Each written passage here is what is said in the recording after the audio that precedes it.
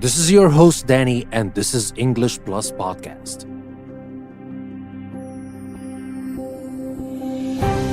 Welcome to our third episode from 100 Events That Changed the World.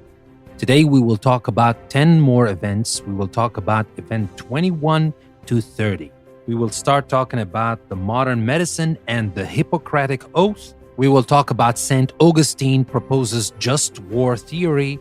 We will talk about mathematicians think up zero, the device of the musical scales, the establishment of Islam. We will talk about Charlemagne, father of Europe, and we will talk about harnessing the horse that started feudalism. We will talk about the fall of the Maya Empire. We will talk about the search for America. And finally, we will talk about an amazing literary year. Welcome to a new episode from English Plus Podcast, where you get to learn English, business, culture, literature, and a lot more. Two things to remember: that you will always find extra practice on our website, EnglishPlusPodcast.com, and don't forget to support us on Patreon to help us keep our content free forever. And now, this is your host, Danny, and let's enjoy a new episode from English Plus Podcast.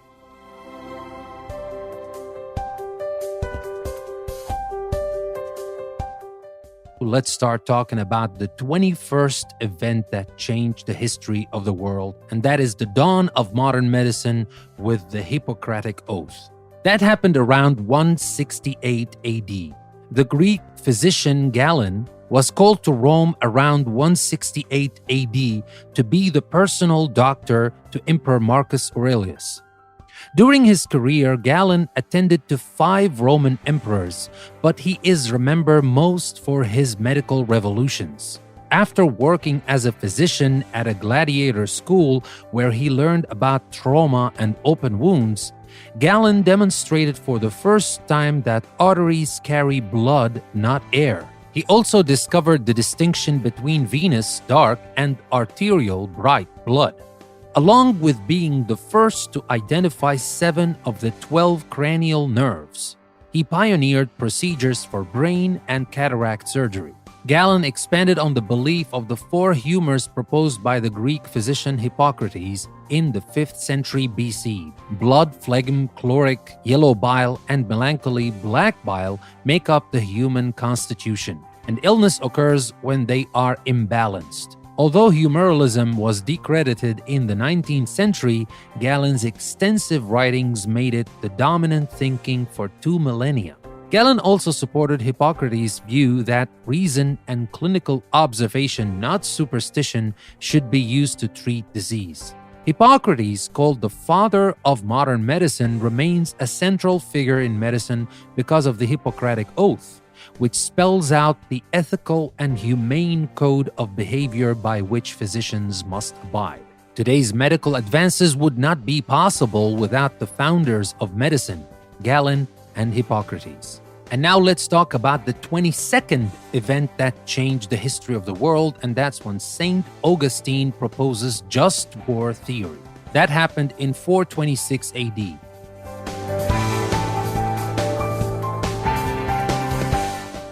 Is violence ever an acceptable means to an end? This question has troubled mankind for millennia. As early as the 1st century BC, Rome's Marcus Tullius Cicero theorized on the justified use of armed force, a concept still debated by scholars and political leaders today. Modern just war theory coalesced in the 5th century with the teachings of St. Augustine of Hippo, a founder of Western theology. In The City of God, published in 426 AD, he explored the inherent conflict between Christianity and violence. Augustine concluded that although wars of aggression were never acceptable, sometimes war was a necessity for self-defense or protection of the innocent. He posited that in order to be considered just, warring parties must not target neutral parties, so-called non-combatant immunity, which was invoked by Switzerland in World War II. 900 years later, Italian philosopher Thomas Aquinas built on this theory, describing standards that are still used to define a just war. The war must be openly declared by an appropriate authority, such as a recognized state. It must have a just cause. and the ultimate goal must be to establish a just peace. Despite the intent to avoid unnecessary violence, just war has been invoked as a battle cry for conflicts from the Crusades to the United States' 2003 Iraq invasion. And now for the 23rd event that changed the history of the world, and that is when mathematicians think up zero. That happened in 520 AD.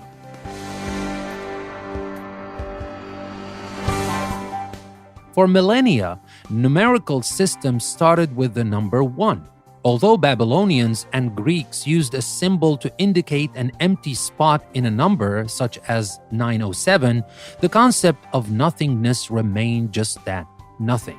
It was about 500 when India's great mathematician astronomers Aryabhata and Varahamihira described zero as a quantity, which led to the transformation of mathematics from being not just a counting system, but also a conceptual framework.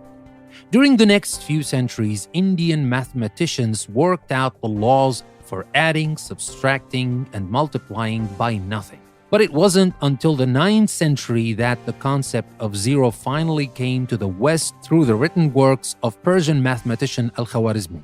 He brought the Indian numeral system to Baghdad, where he worked at the House of Wisdom, a major intellectual center during the Islamic Golden Age.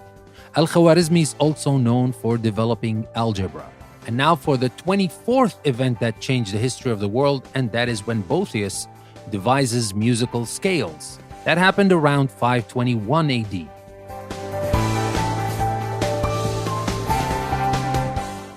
Written in the 6th century, the treatise De Institutione Musica by Roman philosopher and scholar Boethius explained ancient Greek music, which was primarily built on single melodies.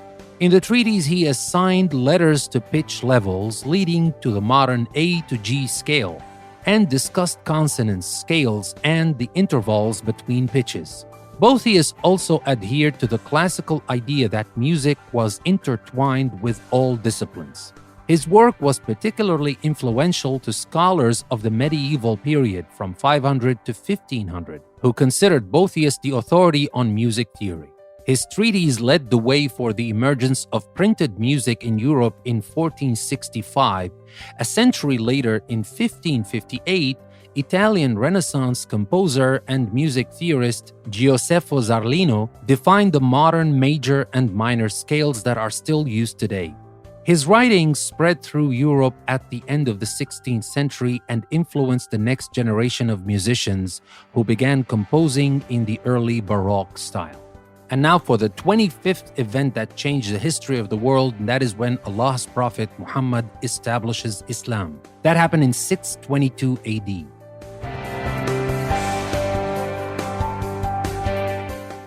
The Prophet Muhammad was born around 570 AD in the Arabian Peninsula, a place of nomadic peoples and caravan trading centers. At the time, people worshipped nature spirits and honored gods housed at a shrine in Mecca. The orphaned Muhammad lived with his grandfather and an uncle and worked as a shepherd, camel driver, and merchant. He earned the name of Al-Amin, which means the trustworthy, when he was 25.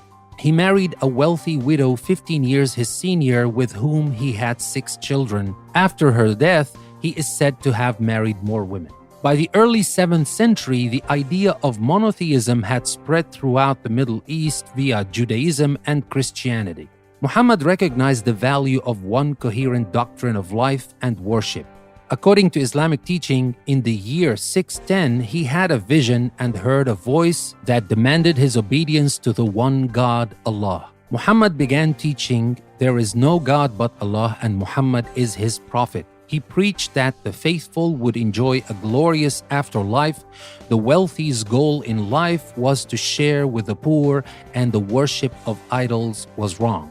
In 622, having been warned that the leaders of various tribes were plotting to kill him, Muhammad fled Mecca. His journey crystallized his beliefs and marked the start of Islam, which means submission to the will of Allah, as well as the first year of the Islamic calendar. He gathered followers as he fled to the town of Yathrib, which became Madinat an-Nabi. the city of the Prophet, now known as Medina in Saudi Arabia. Within a decade of arriving, Muhammad's power was recognized and he formed the first Islamic state. In 630, Muhammad returned to Mecca with a force of 10,000 men and defeated his opponents. The Quran, the holy book of Islam, is held to be the word of God as revealed to Muhammad during 2 decades. It was passed on to his followers who recorded it during the reign of Caliph Uthman. It spells out the 5 pillars of Islam: belief in one God, prayer, almsgiving, fasting during the month of Ramadan, and performing the Hajj, the pilgrimage to Mecca, at least once in a lifetime. Muhammad made the first Hajj shortly before his death in 632. His successors urged the faithful not to despair, and believers spread the faith by word and by sword. Expansion of Islamic rule by war was seen as a sacred duty known as jihad. Muhammad's first 2 successors, or caliphs, used jihad to establish a religious government that ruled over an empire stretching to the borders of Egypt and Persia.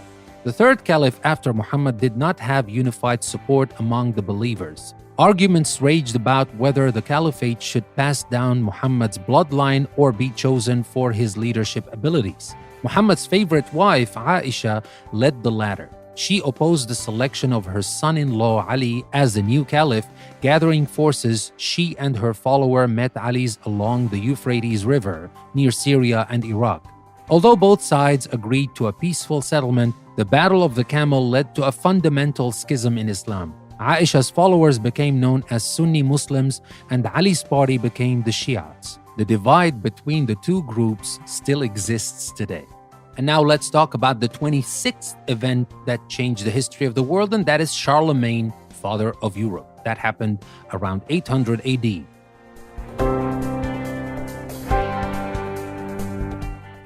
Often called the father of Europe, Charlemagne, king of the Franks, brought to his lands a unity unknown since the Roman Empire. The Franks had steadily gained power since the collapse of Rome in 476. When Charlemagne assumed the throne in 768 at the age of 26 after the death of his father, King Pepin the Short, he inherited close ties to the Catholic Church. An energetic warrior and statesman, Charlemagne conquered Germany, France, northern Spain, and most of Italy, then forced the defeated to accept Christianity. During his reign, the ancient term Europe was revived to describe the realm, but the Frankish state he founded is known as the Carolingian Empire. A firm believer in education, Charlemagne is said to have ushered in the Carolingian Renaissance. He supported the arts, funded great libraries in the monasteries, and increased the number of scriptoria where books were copied and translated. Carolingian schools preserved most of the classical Latin works that survive today and developed a more legible script, an early source for modern Italic script. The most famous moment of Charlemagne's reign occurred at Mass on Christmas Day in St. Peter's Basilica, Rome in 800.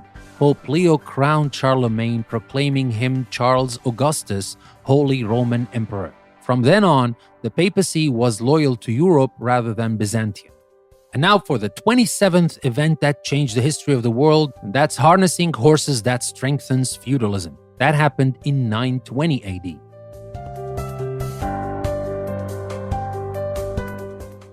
The horse collar is thought to have originated during the 6th century in Bactria, an ancient Iranian civilization located in present-day northern Afghanistan, where collars were already in use on camels.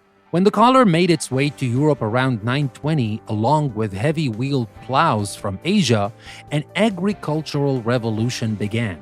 Because horses are 50% faster than oxen, using them for plowing increased farmers' yields. For the first time, there were food surpluses, which led to the success of the European feudal system. Originally devised to address medieval people's dual needs for military protection and food production, feudalism was a political class system. It appeared in Japan, China, Persia, and Byzantium, but its most systematic use was in Europe, starting in the 8th century. The king parceled out large estates to his nobles in exchange for their support. The nobles then guarded the king's realm and doled out their land to lesser lords who served as knights in times of conflict. The peasants, or serfs, farmed the land for their noble masters who grew rich from the serfs' labor. As the threat of invasion diminished in the 11th century, many serfs slipped away to growing towns, but in Russia the system would not be abolished until 1861, when Tsar Nicholas II outlawed it in fear of massive serf rebellions. And now for the 28th event that changed the history of the world, that is the fall of the Maya Empire in 1987.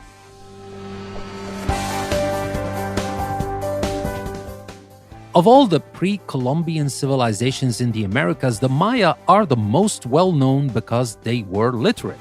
Their intricate hieroglyphic writing is inscribed on temples, tablets, and pottery scattered in the jungles of the Yucatan Peninsula. As scholars deciphered the glyphs, they learned that the Maya kept an accurate calendar, were careful astronomers and brilliant mathematicians, and practiced bloody rituals to appease the gods. Flourishing from 250 to 987 in the era known as the Classical Maya, they built huge complexes around ceremonial temples and pyramids. Temple centers such as Chichen Itza and Tikal supported hundreds of thousands of citizens, including slaves from neighboring tribes. But the empire, built on intensive construction and agrarian labor, was unsustainable because the jungle couldn't support the 1.5 pounds of maize each Maya required daily. In 987, the Toltec warrior tribe who lived to the north in today's Mexico overran Chichen Itza and settled in Maya lands. Throughout the next generations, some of their people merged bloodlines and traditions, although elements of Maya civilization persevered. The Toltec and then the Aztec would become the region's dominant empires for the next 500 years. Today, despite this, some 7 million Maya live in Mexico, Guatemala, and Belize and preserve their ancient heritage. And now for the 29th event that changed the history of the world, that's when Erickson, Columbus, Vespucci, and the Search of America happened.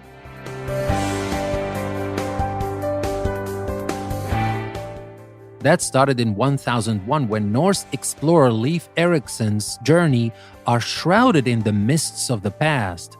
But archaeological evidence supports the theory that Vikings landed on the western coast of Canada around 1000. Although they left no permanent settlements, Leif's one giant step for Viking kind was the first imprint of change on native North America. Nearly 500 years later, Queen Isabella of Castile championed the quest of Christopher Columbus to chart a westward sea route to India. Promising the Queen riches and a trade monopoly, he set sail. After a 2-month journey, he struck land at a place he named San Salvador in the Bahamas. Despite not having first discovered America and wrongly insisting he was in Asia, Columbus found the best routes between Europe and the New World. On a journey for the Portuguese king in 1499, 7 years after Columbus reached San Salvador, the Italian Amerigo Vespucci became the first European to reach South America. Through astronomical and geographical observations, Vespucci suspected he had found a new continent, a fact Columbus died denying. When a German clergyman read a publication detailing Vespucci's evidence, he included a proposal to name the new lands America after Vespucci in a world atlas he published in 1507. Soon, all of Europe was calling the New World America. And now for the final event for today's episode, the 30th event that changed the history of the world, an amazing literary year. That's 1010.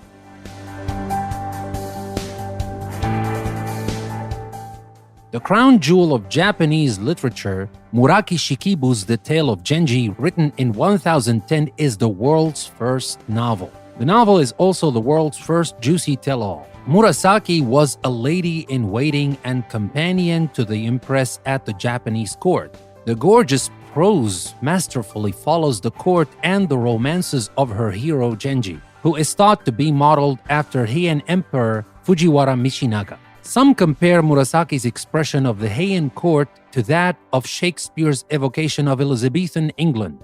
Thousands of miles from Japan, another national masterpiece was completed in the year 10,010. Instead of focusing on just one king, Persia's Shahnameh aimed to chronicle all the kings of the land from mythical times through the 7th century. Almost 60,000 couplets exalting Persia's history of kings were written by the poet Ferdowsi from the stories found in older texts. Many consider Ferdowsi's epic the most important work of Persian literature ever written. Like Homer's Iliad and Odyssey, the masterpieces of Murasaki and Ferdowsi reveal ancient life and culture to modern readers. Perhaps even more importantly, the portraits of Eastern culture provided in these novels allow a glimpse into a world where until then only a few Westerners had been or seen. Now, with this event, these will be 30 events that changed the history of the world. Now, we have completed 3 episodes from our series, 100 Events That Changed the World.